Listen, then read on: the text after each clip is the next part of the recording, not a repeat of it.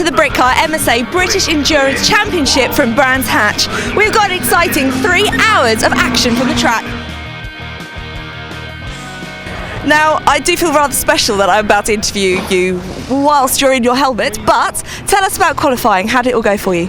Yeah, qualifying was a bit of a disaster for us, but you know, I think the race will go pretty well. We're starting from near the back because we went out on the first lap. I haven't been here since 2003, and there was a stone stuck in the throttle mechanism, so it just stuck wide open going into Hawthorns, which was quite exciting. And we got the car back, and then we managed to get 10 minutes running at the end. So Mike and I have qualified, but that's it really. So it's just going to be get out there, try and remember where the track goes, and make up some ground before we put the hot shoe Mike Simpson in. Well, what kind of background work do you do then? If you haven't raced on this track for quite a while, what can you do away behind the scenes? Well, nothing really. I just sort of turn up, you know, get in the car and go. But we've had a decent run in the past in Brit Car, which has been good, and the car's very easy to drive. It's got ABS and traction control, which is kind of cheating in some ways in my book, being a little bit old-fashioned. Yeah, old school. Yeah. So for me, you know, we'll bide our time. It's a 3-hour race, so you know, first quarter of an hour is going to be just sit around, see where we're at, try and go forward, then push for an hour. Probably put Mike in the car and take it from there. Well, Tom, it's good to see you here, and qualifying went fantastic. Tell us about it. Yeah, it was a brilliant start to the weekend. I haven't had much time with the car behind us here, but to go out in qualifying in only a few laps, just sneak the pole away from the other Aston was a fantastic feeling. And what's it like? Because you were saying earlier, you been in this car in Snetterton, and that's it. So how do you prepare for a race when you haven't been in the car that much? You know, it would have been really nice to have some testing before the weekend, but I was lucky enough to have a quick sort of 10-lap outing in the car at Snetterton a couple of months ago, and that was a shock in itself. Coming from a BTCC car into the Aston GT3 was very, very different. So kind of just trying to look back to that and take what I learned there straight into qualifying for Brands Hatch. I was lucky enough to do the centenary meeting here in a GT4, so the track isn't an issue. It's just kind of getting myself acquainted with the machine. Second in qualifying. Congratulations. Thank you very much. Tell us about it. It was a really good qualifying session. I got a short run at the beginning, and that got my fastest time. And then I went out towards the end after Paul had his run, and we were on a bit of a quicker lap. And unfortunately, I got a bit wrong-footed by another car. Just put me into the corner a bit offline, a bit too quick, and lost the back end of the car. Just couldn't catch it. It was a bit of a mix-up, I think, on the blue flags, and he hadn't quite seen me. So some of these cars you can't see a lot out the back. So I thought we were going to be okay, but it was iffy. But that was half a second up, so we should have been pole. Got a little bit of damage on the car, but nothing too extensive, so it's good. When you've got that frustration, I suppose, from qualifying, how do you forget about it and then focus on the race, or do you not forget about it? Do you still hold on to it? I don't think you ever totally forget, because it's, for me, you know, pole is what I aim for. Is important. You know, it's nice to be on the front row, but it's not pole, is it? No. So you do put a lot of pressure on yourself, and I think you just have to tuck it away in your mind and go, okay, next time be a little bit more cautious with certain cars, make sure that they're clear that you're there, and then do it earlier. You know, don't leave it to the last lap of qualifying. So you know, we'll try harder next time. Javier, it's great to see you back here. I know with Rockingham you obviously can go on and race, so tell us what you've gone away and done to the car. Basically put an engine in it. Very simple fix really. Engine, that's it. Engine was gone, new engine in the car, off we go. So the car was basically ready a week after that. And nothing new really in the car, just a fresh engine in, which doesn't perform any better than the other. It's just alive. Always smiling. I've missed that about you, Javier. Third in qualifying. Well done. How was qualifying for you? Very good, very good. We're proud with this third place. Those Astons are incredible cars. I was lucky enough to drive one a couple of weeks ago, and I know how good that car is. So I am really, really happy to be so close to them, and it's going to be a very close race. I think there is like 6-7 cars able to win this race, and we're one of them for sure. And we have to give our best shot to try and win it. Yeah, we have a chance.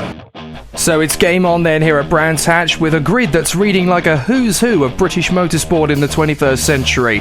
So let's take you round the Brands Hatch circuit, down the Brabham Straight and on towards Paddock Hill Bend, one of the toughest corners in motor racing. You feed the power through the corner, but careful hitting the throttle, otherwise it will spit you off to the gravel trap. Up Haywards Hill and through Druids, tight on the way in, hold the speed, carry the energy of the car, and then nail the throttle on the exit. Down Haywards Hill once again, and through a very tricky left-hander, Graham Hill Bend. It sets you up beautifully for the Cooper Straight, where you've got plenty of chances to overtake if you're in the mid-pack. Up towards Surtees, another complex left-hander, where you've got to feed the power in gently through. You can see that it's almost opposite lock on the way through. Then down towards Pilgrim's Drop, and you're flat to the floor. Let's have a listen. Powering on the throttle, under the bridge, down Hawthorne Hill, and towards Hawthorne's itself.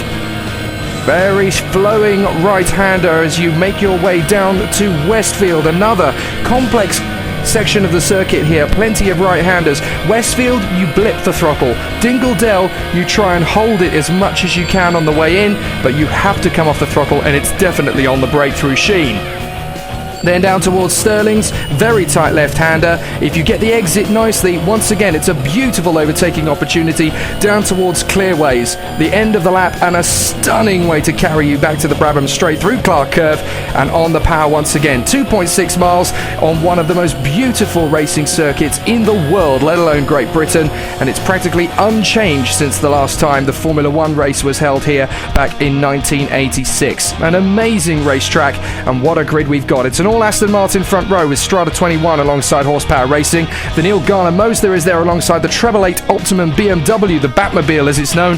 The Strata21 team have also brought the very interesting Praga R4S, and that's 5th on the grid. More on that later. The Track Speed Porsche boys are there in 6th place, ahead of Millard, Greensell and Coleman in the Rapier, and Simpson Motorsport have changed their Porsche for an Audi R8. Team Parker still have their Porsche in 9th on the grid. BPM Renault are still there, with Ashley Woodman joined by last year's champion Martin Byford.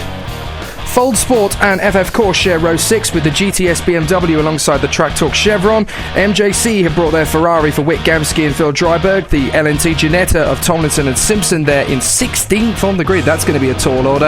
And then the Chevron cars of the 97 of Anthony Reid and Ray Grimes, along there with the CWS Ginetta on the back row of Colin White and Tom Sharp. This is going to be an epic one.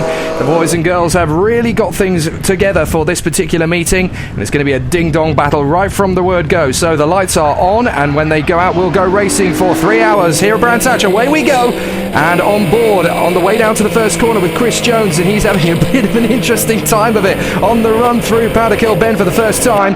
But out in front, it is the Strata21 Aston with the Neil Garner Mosler of Morcillo moving into second place past Paul Bailey. Now that's good for the psychological game plan early on as the field shuffles their way through Druids for the first time.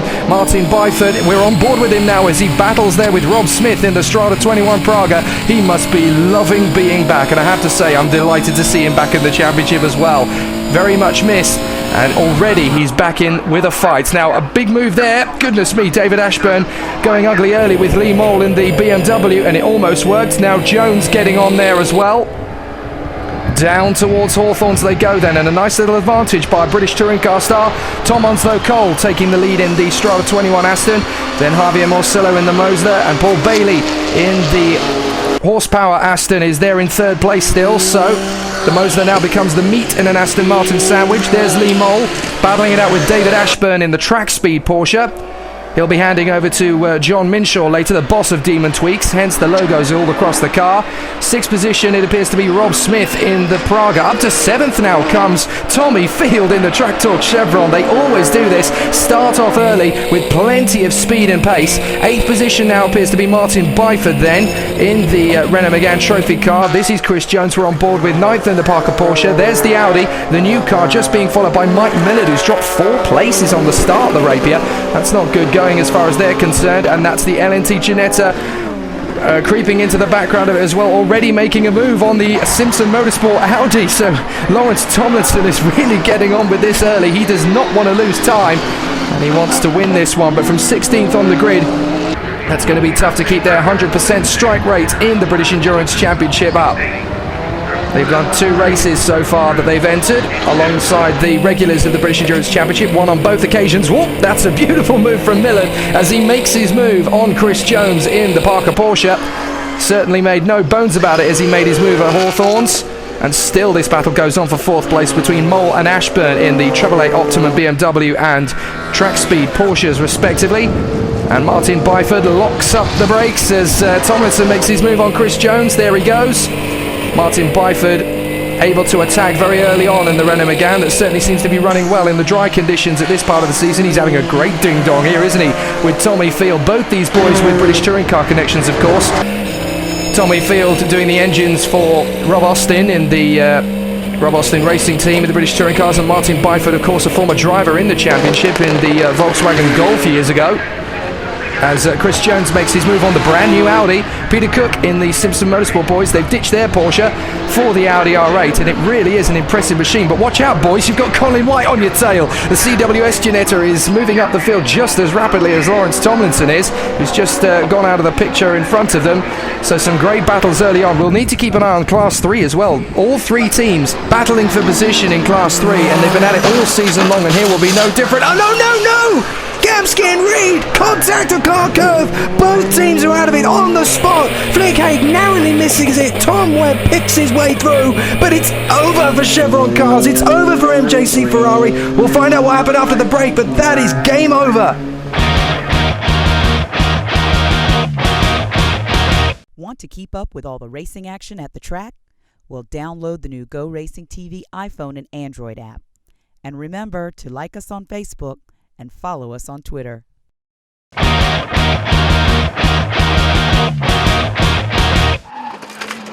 You rejoin us at Brands Hatch. That's Anthony Reid having extricated himself from the battered remains of the Chevron GT4 down at Clark Curve after a bit of an accident with Witt Gamsky in the Ferrari. There is the MJC Ferrari, and there is Witt getting out. That is the good news. So both drivers are okay. Not much either driver could have done about it. Witt just losing the back end through Clark Curve, and Anthony tried to get out of the way, but there just wasn't enough space for both of them to get through together. Now that's the Track Talk Chevron in the pits. Tommy Field having brought it in very early. That's definitely not scheduled, so mechanical problems again creeping in for them. The safety car is out on track, bringing the field round. They're actually pretty much stationary at Clark Curve. I've never seen that before.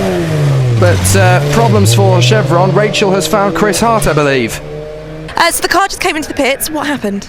We don't quite know yet. The engine's gone flat again. We've done 2 days testing before we came here. We've run absolutely sweet the whole way through yesterday, and it was flying, and it just appears to be the same thing as we keep having time after time, and the temperature's creeping up, and we seem to have a bit of an oil leak. So we're going to go out and see if we can do anything about it, but who knows.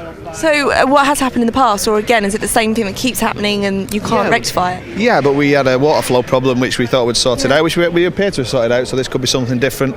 We just seem to be having real bad luck. I like how you still smile though, that's good, positive thinking in the race. Well, I suppose it's only the start, isn't it, of a 3-hour race? Is that the beauty of an endurance race, that things could go wrong but you've still got plenty of time to go back out there? Yeah, of course, yeah. I mean, it's just frustrating because obviously you want to be there for the full 3 hours, but what else can you do? Keep smiling. Keep smiling, I don't blame you. Well, look, good luck for the rest of the race. Thanks very much.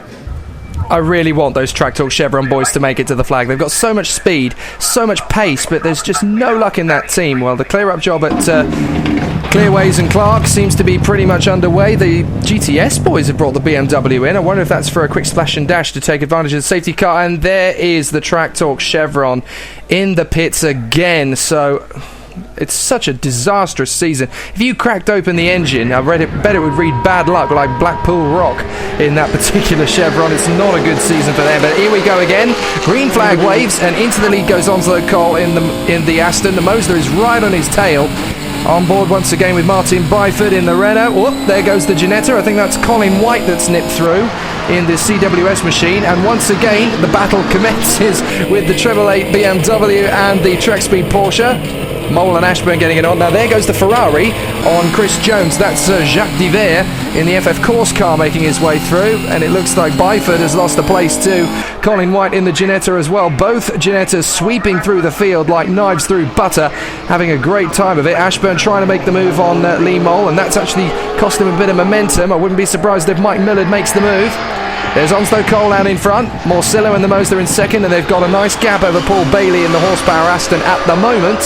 But it's a 3-hour race and anything can happen. And look at Lee Mowle, he's stepping up the attack now on the back of Paul Bailey.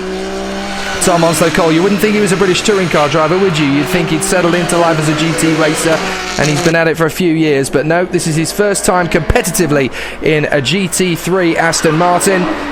Certainly over a long endurance race. He had a play at the Aston Martin Centenary. It's a big thing if you're a British racing driver to get to compete with the likes of Aston Martin Racing, and he's certainly living a boyhood dream there. As a great battle developing. It's a three-way battle now, never mind two cars, as Bailey desperately tries to hold off the attentions of Mowle and Ashburn, with Miller there in the Rapier creeping through as well. Wheel-to-wheel stuff, and it's great having some of these teams coming over from other championships to race with us in the British Endurance Championship. It shows the regulars just how competitive they really are, and as you can see, we've got a Mosler running second place, we've got the track power the horsepower racing Aston Martin there in third place, and they are showing their hand. They are really starting to show everybody in the world of professional GT motor racing they've got just what it takes. Now up in front of us, that's Byford in the Renault we're on board with, but it's Rob Smith in the Praga. He's closing on very, very rapidly under braking. So the Praga there, he's got problems of his own. He's still having this brilliant battle with the CWS Ginetta. Colin White, they started last of course, but they're still having a great battle. Rachel is down there in the pits. Who's she found?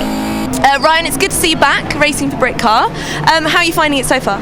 Yeah, good. I mean, the pace this weekend is good. Flick's doing really well. She's out in the car right now. It's dry, but I think it's about to rain. Yeah, we were just saying that. Like, I was getting very cocky earlier that it's gorgeous weather to race in.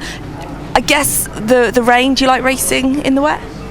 Either if it's rain or dry. I don't like the in-between stuff where you don't know what tyres to go on. But yeah, no, I don't mind it. It's either or.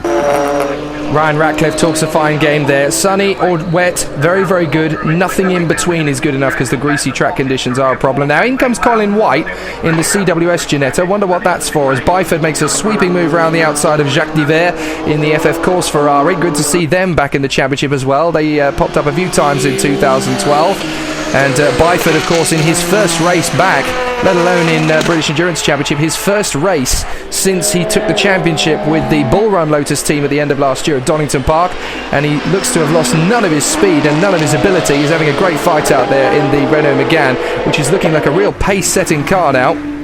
Sadly, Colin White in the CWS Ginetta still sat there in the pit lane. Now, look at the back of this queue, and you'll see the Ginetta, the LNT car, has crept up. So they started 16th, and they're now up into 7th place. So Lawrence is really on it, and they want to keep this maintaining record. I can't quite envisage, I mean, I know it's a 3-hour race, but it would be spectacular if they managed to win 3 out of 3 starts in the British Endurance Championship from so far back. The last 2 times they were competitive in qualifying, and they were right at the front, so it's pretty plain sailing. This is going to have to be a totally different ballpark for them if they want to take this victory, and there are some pretty sharp teams up in front of them who are going to stop their charge if they can. Now, back into the car, I believe that is Colin White making his move in the 19. Oh, that's the Rapier. The Rapier's slowing. The Rapier's slowing now. He's not going to do a full lap. He exits at McLaren basically to go onto the short track. He's going to have to make his way into the pit lane, so mechanical problems creeping in at Rapier. Again, they've had a bit of a poor start to it. Well, this is going to be a bit of an awkward situation, because goodness me, that was close, and now smoke out the back. He had to rejoin the circuit there to come back into the pit lane, but that very nearly tripped up Morcillo, so he was lucky to have spotted that and take avoiding action. The CWS Ginetta leaving the pits just as Mike Miller brings the Rapier in, and that's looking pretty terminal. Massive smoke out of the back of the car.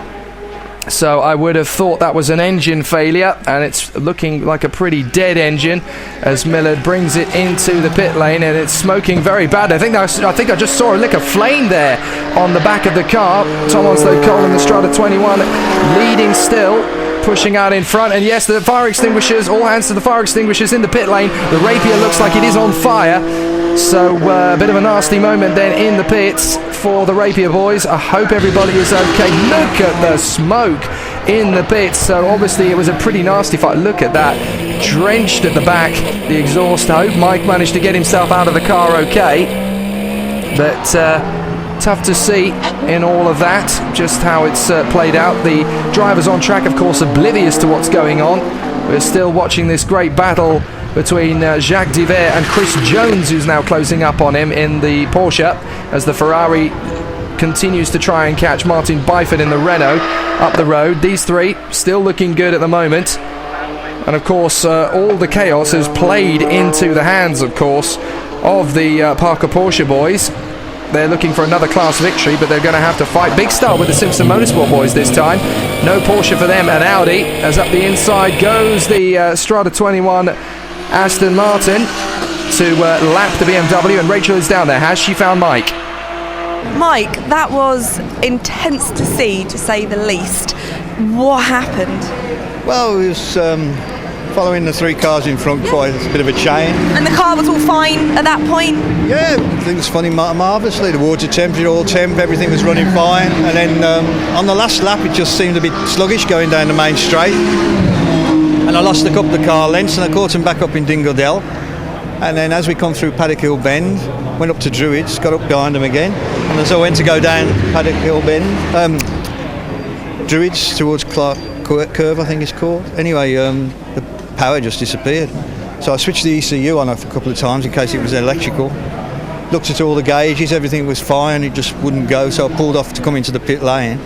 And as I was coming down the pit lane, I saw the marshals waving, so I looked in the mirrors. There was all the smoke coming out. And that was the first time you realised that the engine was on fire, was looking at the marshals? Yeah, definitely.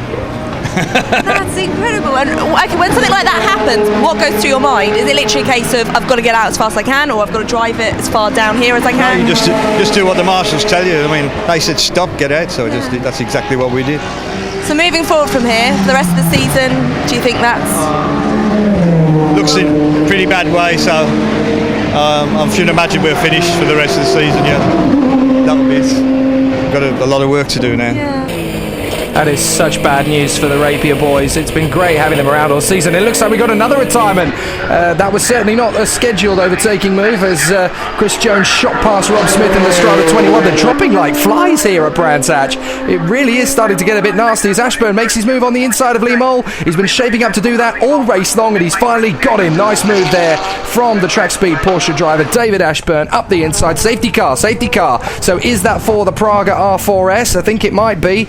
Into the pits then comes the Neil Garner Mosler, taking full advantage. Now, the good thing is we're approaching the end of the first hour, so this is a good moment for the teams to make their pit stops, and it looks like Lee Mowle is about to hand over to Joe Osborne. I think Morcillo has got out of the car to hand over to Manuel Cintrano now.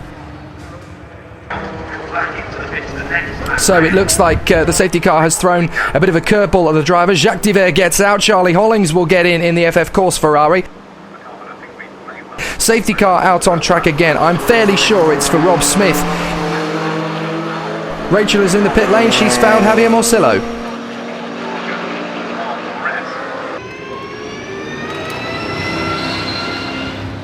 Javier, you've done the first hour so far, and just by looking at you, I know you've just put a bottle of water over your head, but how hot is it in the car? Really hot, really hot. GT cars in the summer are really, really tough on physical side. Yeah. It's almost 50 degrees inside the car, so only that is a lot of work. Imagine just hurtling with the car, so yeah, it's very tough, very tough. So at the end of the first hour, it's all go here at Brands Hatch. Interesting for the 007 boys up in the lead. The BPM Renault is up in second place. The LNT Ginetta up in third. You can just about make out in the background there behind the graphic that is Rob Smith's Praga out of the race. It's all to play for here at Brands Hatch. It's all go. It's going to go to anybody at this rate.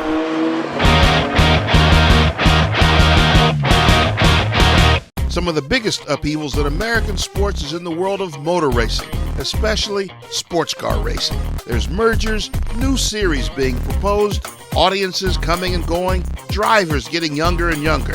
That's why you need the Racing Insiders on MAV TV to help you navigate the turmoil. The Racing Insiders is a new, weekly, 30-minute news show covering sports car racing, whether it's being done professionally, globally, or by the local grassroots club. Award-winning journalist Bill Wood will host the weekly discussions, along with race-winning insiders Peter Keene in Florida and Jim Daniels in Tennessee. It's a fast-paced, edgy sports show. They'll even reach out to guest insiders to bring you behind-the-scenes insider information you'll want to know. This new era in sports car racing needs the Racing Insiders. The Racing Insiders on MAV TV, Thursdays at 2 and 5 p.m. Eastern, and again on Saturdays at noon.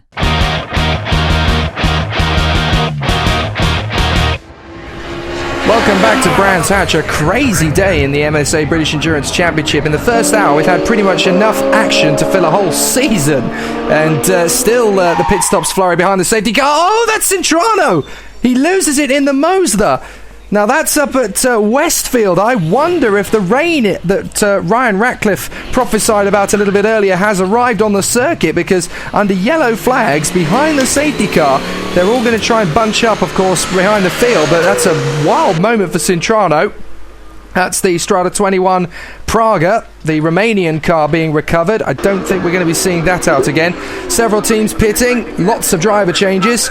Michael Simpson in third position in the LNT Ginetta has taken over from Lawrence Tomlinson. There's the Parker Porsche.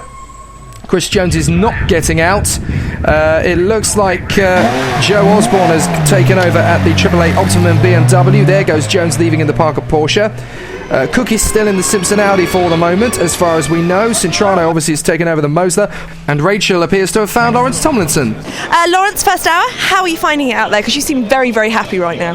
Yeah, it was great. We had a really fantastic first stint. We've never used these new front tyres, so we were very, very, very, very concerned about that. But the guys have done a brilliant job. We had a sticking throttle, so we qualified, as we said previously, out of place. Had a little bit of contact in turn one. It was very busy. Someone just came from the inside and pushed me out, or there just wasn't enough room for all the cars. But no damage to anyone, so that's good. And big incident around the last turn, which I hope the drivers are okay there, because that looked pretty big. Well, fortunately, Lawrence, we've had word. Both Wittgamski and Anthony Reid are okay. Both cars eliminated from the race. One of several retirements, those cars. The Track Talk Chevron is out as well. Tommy Field and Chris Hart going no further. Nor is the Rapier. We saw that car in a ball of flame earlier on. Fortunately, they're all okay as well. The racing resumes. Tom Onslow-Cole picks up his place in the lead. And we've had several cars peel into the pits, probably for a driver change. That's the horsepower Aston. So Bailey handing over to Andy Schultz. That's the CWS Ginetta that started last. They made some steady progress despite their mechanical problems. They were certainly fast in the early stages, but gremlins have crept in once again. So Tom Sharp should take that car over in the interim. And still this battle, it looks like Joe Osborne has actually made his way through into second place overall now, past Byford in the Renault, and it might not be too long before Peter Cook gets past as well in the Simpson Audi. They haven't made their driver change yet either, and that is for position and for the class win, of course, in Class 2. So here comes Simpson Audi. Is it going to make its way through? No, not yet. Byford slams the door firmly shut in Peter Cook's face. He is not going to allow him to get through. And he's playing a very defensive game, using the GTS BMW to gain a little bit of track position there. And that's very smart thinking by Martin Byford. I have a feeling they'll be battling for Class 2 all day long. Andy Schultz and the horsepower Aston boys. They're being run by the Scuderia Vittoria boys this year, putting in a lot of hard work into that new Aston. They, like the leaders, the Strata21 boys, were at the Aston Martin Centenary right here at Brands Hatch recently, so a bit of extra training in for them at a very special event in what is a very special year for the Aston Martin boys. It wouldn't be nice if they could pull off a victory today. Meanwhile, though, Charlie Hollings in the FF Corsa Ferrari, defending his position on the track as Byford desperately tries to keep the Simpson Audi boys back. And Martin up the inside of the Fold Sport Ginetta, that car affectionately known by the team as Terrence. He seems to be powering on well. There's the CWS Ginetta leaving the pits, that's Tom Sharp. And there's the Praga up the road. I have a feeling Rachel might have found the pilot. What's wrong down there? So the car's in the pits, what's going on? There doesn't seem to be any urgency around the car. It just ran out of fuel pressure. We stopped on circuit. We think it's a broken fuel pump. They may or may not be able to get it going, so we're just doing all the checks we can, but I think we're out. Oh, well, is this the first time this has happened with this car? I know it's the first time a lot of the drivers are in this car today. So is this a shock? Is this expected? It's a brand new car. It's fantastic to drive, but it's just so new that we're trying to iron the problems out of it. So at the moment, it's just racing. Baby steps then for the boys at Strata21 with that new Romanian machine, the Praga R4S. Good driving in the early stages by Rob Smith. Sadly, Adam Sharp won't get his chance to go racing. But the battle on track certainly hotting up. That looks like Andy Schultz has actually caught Manuel Cintrano. That's amazing work. He was a long way back in terms of track position, but now Schultz looks like he's getting his A game on. I think he's already dealt with Cintrano. He's now on the back of Michael Simpson in the Ginetta as they fly through. Into the pits comes Byford. That's going to hand over to Ashley Woodman as round the outside. Schultz takes on Michael Simpson. Michael is not happy with that. Down towards Druids. He's back on the inside. Oh, a lot of speed carried through, but somehow Simpson glues that car firmly to the inside curb and pulls off the move in beautiful style. This is very encouraging from the Horsepower Racing Aston boys. They're able to fight with the very best in British GT racing. That's Woodman in the pits now. I was going to say Byford, but he's out the car and handed over to Ashley Woodman. I bet Byford will be absolutely exhausted and thrilled at the same time. There he is, just giving Ashley the old 1-2 on the advice into the pits.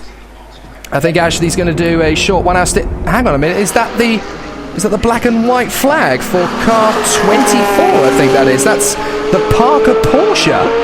So that's Chris Jones. I don't know whether that was the black flag or the black and white. I'm hoping it was only the black and white. So whether that's for track limits or not, I don't know. But again, Schultz makes his move on the back of Michael Simpson. They very nearly went off together. Now Schultz on the inside. This is going to be a satisfying move if he pulls it off. Thank you very much and good night. He makes up a place on the LNT Ginetta. Andy Schultz is in fine style today. But Michael Simpson is not one to take things lightly. Very much one of the more competitive Ginetta racers in the UK. He was a stunning driver in karting back in the day, and he's certainly converted that skill and ability onto the racetracks of Great Britain as a Ginetta driver. Out of the pits goes Ashley Woodman. I have a feeling Rachel will be trying to find Martin Byford. There is the penalty then for Chris Jones. What on earth is that for? Certainly didn't see him do anything out on track. There's your leader. Tom Onslow-Cole, 2 wheels on the grass, trying to get past Minshaw in the track speed Porsche. My goodness, those British touring car skills certainly helping. Up the inside goes Osborne on Cintrano in the Mosler. So a lot of exciting moves out there on the circuit. This race has got everything. Into the pits comes Tom Onslow-Cole, so he will hand over to Paul White, the team boss, as Schultz, that looks like, in the Aston Martin, seems to have gained another place, and it's on Cintrano in the Mosler. So I wonder if that's actually put a lap on Cintrano now. Schultz is really having a great day of it. Oh my word, that's the brakes are on fire on the Aston Martin that's leading the race. Who else is going to fall by the wayside? This is unbelievable. Now hopefully that's something that they can just sort out very briefly at Aston. That's not going to cost them too much time, but through into the lead then goes Andy Schultz to take the lead of the race as the Strata21 Aston sits in the pit lane with smoking brake discs. They're not smoking, they're on fire. They're pretty much char grilled, but I think they've spotted the problem and got it sorted out already. Tom Onslow-Cole gets out of the car and hands over to Paul White, and that was certainly a longer stint than he'll ever get in a British touring car in one session. In fact, that's pretty much more driving he's done so far than he'll do in a whole race weekend of British touring cars. So Tom certainly standing up to the challenge and leading the whole way. Paul White goes out onto the circuit now to keep the Aston dream alive, but it's certainly looking good at the front. Andy Schultz leading at the present moment in the horsepower Aston Martin, struggling with Ashley Woodman in the BPM Renault. He's not exactly giving him the space he needs to get through. Now he gets out of the way. Andy might not be too happy with that, but he gets through. Rachel is down in the pits. I have a feeling she's found someone pretty special. Tom, how's it going out there? Really good, I think. I haven't had a chance to look at the How timing. are you finding it out there? But I had a fantastic time. You know, I love driving that car. I was gutted to have to hand it over to Paul there. But you know, it'd be selfish of me if I stayed out for the whole thing. Well, it would be. I'd like to see if you could get away with it for the whole 3 hours. How are you finding the heat? 'Cause a lot of drivers are suffering in it. It's not too bad while you're actually out on track. You know, you're fully focused in and in the zone doing what you do. When you come into the pit lane for the driver change, that's when it really kind of takes hold of you and you realise, Jesus, this thing is hot in here. It's interesting that Tom Onslow-Cole there talked about doing the whole 3 hours. Only 2 drivers have pulled that off successfully in recent times. Martin Byford, who was last year's champion, and Warren Gilbert of the Top Cats racing team of last year. They're not really making a presence in the 2013 campaign, but those are the only 2 drivers who have pulled off the feat successfully. And Tom certainly wouldn't be allowed to in 2013. A new rule has been brought in. You're not allowed to do the full 3 hours. You have to have at least one other driver to hand over to, and he's got 2 drivers to hand over to. Paul White first, and then the boss of Aston Martin himself, John Gore, is here as well. So Chris Jones, having served his penalty, goodness knows what for, we'll try and find that one out soon, but he's now on track, looking pretty hotly contested for this Class 2 victory. It's not going to be as plain sailing as it has been so far, because the Renault Megane is still very much a factor in this one, looking better than it has all season. There's the Fold Sport Ginetta with Ryan Ratcliffe now at the wheel. Hopefully Terence will steer them in good stead for the rest of this one. Back into the pits again comes the CWS Ginetta. Now, is that scheduled, or is that game over, boys? Pack everything up and go for it. No, that's a nice move there from Simpson as he dispenses with the Simpson Motorsport Audi. And hang on a minute, is that Paul White out in front of the Aston, or is the Aston nearly a lap ahead? I'm not entirely sure how the positions are faring out at the moment, but Paul White has certainly got some time to make up out of that pit stop. I think it is the latter. I think he's about to be lapped by Andy Schultz, but you've got to remember that they've only just recently made their pit stop, and Andy is very much getting on with things. Well, Rachel is down in the pits. I wonder who she's found. Now, I normally ask at this point, how's it going out there? But looking at the car, it looks very sad in the pits. What's going on? Yeah, we've just had a few problems really from the beginning. It's just a paddle shift issue, so we're not able just to engage the gears that we want at the right time. So it means you have to go to the manual, but then sometimes that will not work, and then we're going back to the paddles, and it's just a bit chopping and changing. So we're just trying to catch up with it. But we're just using this weekend as a sort of a test for our next race. So CWS having problems. That's the order at the moment at the end of the second hour. Simpson is out there in the lead in the Ginetta, ahead of Bailey and Schultz and the 007 Aston.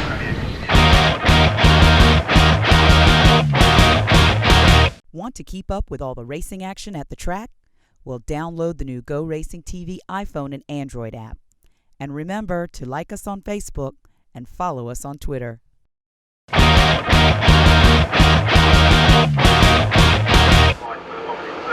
Welcome back to Brands Hatch. The last hour just about kicking off now, and it's going to be very interesting to see if the LNT Ginetta is going to be able to clinch a victory. They lead at the moment, but they've still got to make their final pit stop before the end of this race. They haven't got enough fuel in that car. They've got to pit again.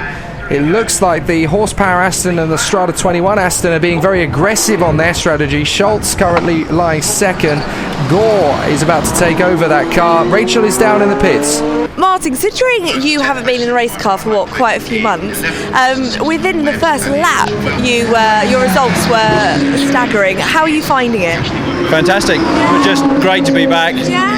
Racecraft is one of those things that you kind of don't forget. It's kind of always there. And yeah, we had a good start. Yeah, I was a little bit cautious because obviously, like you say, first race since November last year when we wrapped the championship up. So I didn't want to do anything silly, but the guys around me were also being a bit cautious, and I picked my way around the first lap and just picked off about 4 or 5 cars, I think, and ended up leading the class by the end of the first lap. So I was over the moon with that. That was great. Martin Byford back in the British Endurance Championship, having something in common with my wife as it happens, both from Colchester and Essex. Good to see him back in the series. Good old Essex boys, we stick together. That's the CWS Ginetta out on circuit. So Sharp and the boys have got the gearbox sorted that they were sorting out earlier on. Now there's the Parker Porsche. Finally Ian Loggy is going to get his stint in, and hopefully they've put all of their gremlins and their penalties and whatever it was else that's been holding them up so far to rights. They're going to rejoin about 9th place, which is certainly not what we're expecting to see from them. They're going to be very hard charged to catch up with the Simpson Audi for victory in Class 2 with Ashley Mott now in the car. There is the leader, just picking off the GTS BMW, and the Renault Megane slowing out there. That's Ashley Woodman bringing the Renault in. Oh dear, they were going so well. That's looking like, hang on a minute, that looks like the diffuser is hanging off at the back there.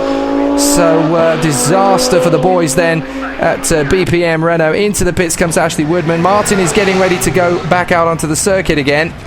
So driver change as Ashley brings it in, but is he going to be able to make that change, or is he going to be stuck in the pits for quite a fair while? That looks like it could be a bit of a nasty moment. Ashley Woodman inspecting the back of the car already as they put the regulation 50 litres of fuel in to try and get that car to the finish.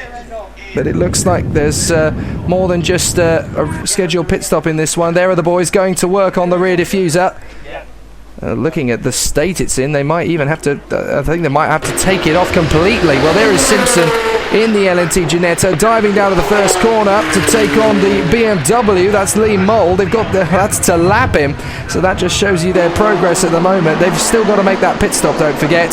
So they may be putting a lap on the BMW right now, but they've got to make their pit stop, and that's going to bring the Chevrolet Optimum back into play for the final hour. So out onto the track goes Martin Byford then in the BPM Renault.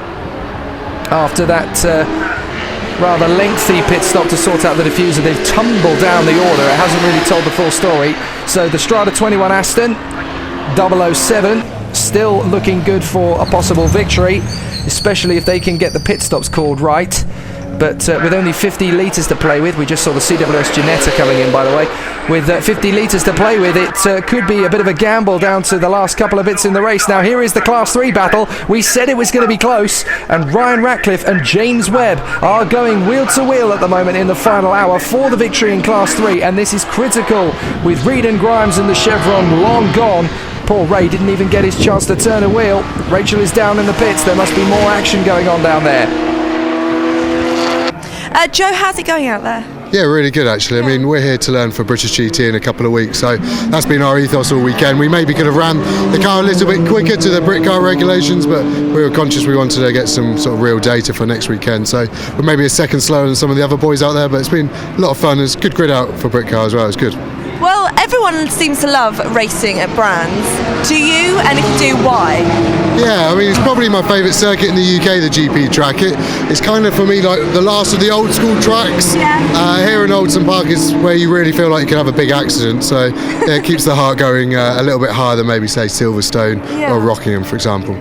So Lee Osborne talking up Brands Hatch there as one of the old school circuits. I have to agree with him. Circuit pretty much unchanged since it was last used in Formula 1 nearly 30 years ago. Isn't that a scary thought? Into the pits comes the track speed Porsche, so that's going to be Ashburn who takes the... Hang on a minute, that's the Aston.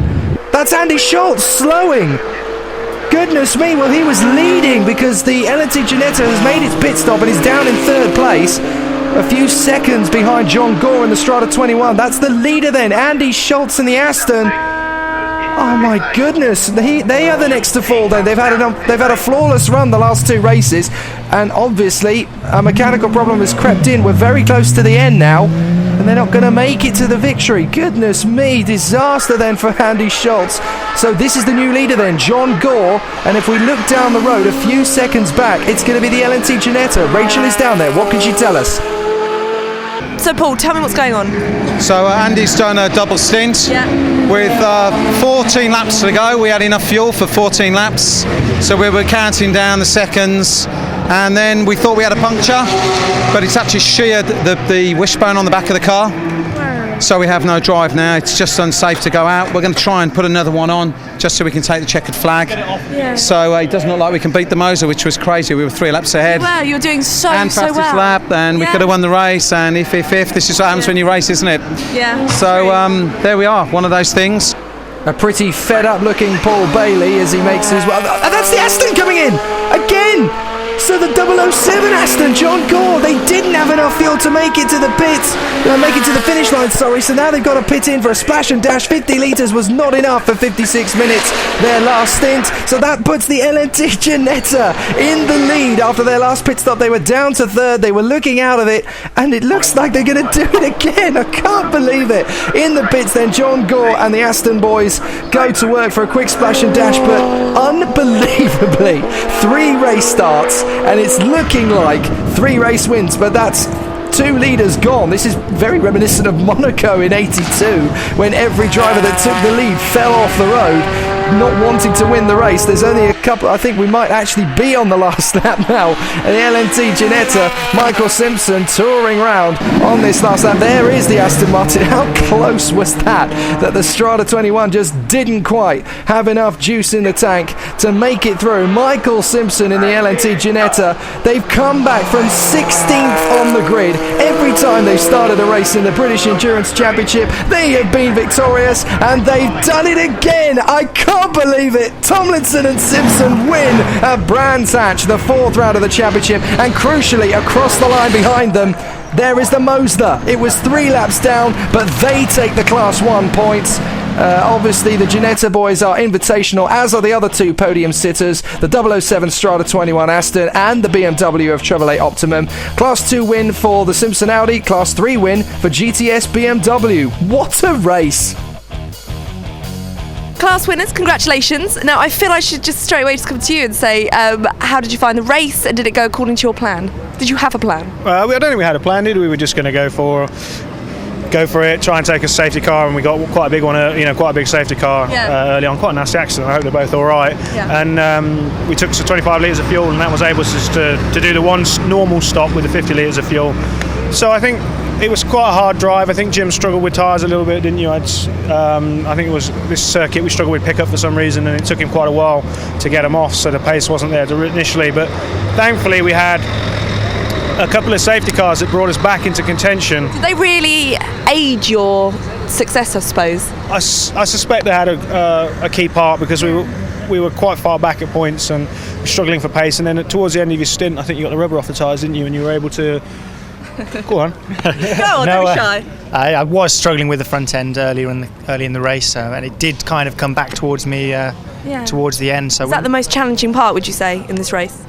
Yes, I was pushing the whole time, just the pace wasn't really there, so it's a bit disappointing. But luckily, as I say, we knew that Tom was a bit faster this weekend, so that's why I went out first, because we knew that there might be the option of a safety car and it would bring me back in contention, so he wouldn't lose too much time. But in the end, he had a fair bit to do. I think he had to pull in the gap with 25 seconds, and he managed to reel him in like bit by bit and just caught him at the end. So the Fold Sport Ginetta was really on the pace this weekend, so we knew it was going to be a big ask, but I think it was their best showing so far, but we just managed to pip them at the end, so I think we're happy. Well, congratulations to both of you. Did that race completely go according to plan? Yeah, I mean, Lawrence did a cracking stint, 18th, 19th to 6th, so I couldn't have asked for any more, and left me a great car, so I was able to do a good hour's stint on Lawrence's tyres. So, no, very good. We had a slight pit confusion, which I thought I was being told to slow down, take it easy, and it was pit. So I'll get a slap for that one, but no, cracking result. So it's, again, Brit car endurance again, we've won again. Beat Works Aston and every BMW, so it's brilliant. Over the moon. What did you find most challenging about the race? Well, the start was very difficult because we were really out of position from qualifying with the little tiny things like that stone that got wedged in the throttle pedal, which made qualifying very difficult. Obviously, we started pretty much at the back. Turn 1 was difficult. We got contact in turn 1, but then turn 1 Paddock, all those big cars going in there. I think we were 4 abreast, so that was all right. And the safety cars worked really well for us, bunching them back together. I found the first 10 laps really challenging because I couldn't even remember the circuit, to be honest. So just finding your feet again at Brands. Yeah, it was good, but put the boy in, he's real quick, so it was slam dunk. And at the end, it was a little bit tight because we weren't sure whether the Aston needed a splash and dash, so we ended up beating the Aston by about a lap, which was fantastic. So a cracking 3-hour race from Brands Hatch then, some returning faces, some brilliant performances, massive action on the circuit, and with the championship looking like this, heading to the next race, it's going to be pretty epic. Down to Rachel with those fantastic shades. But it's been another fantastic day at Brands Hatch, the Britcar MSA British Endurance Championship. We've seen so much action from the pits, including a fire. It's been fantastic. Make sure you join us next time from the race at Snetterton.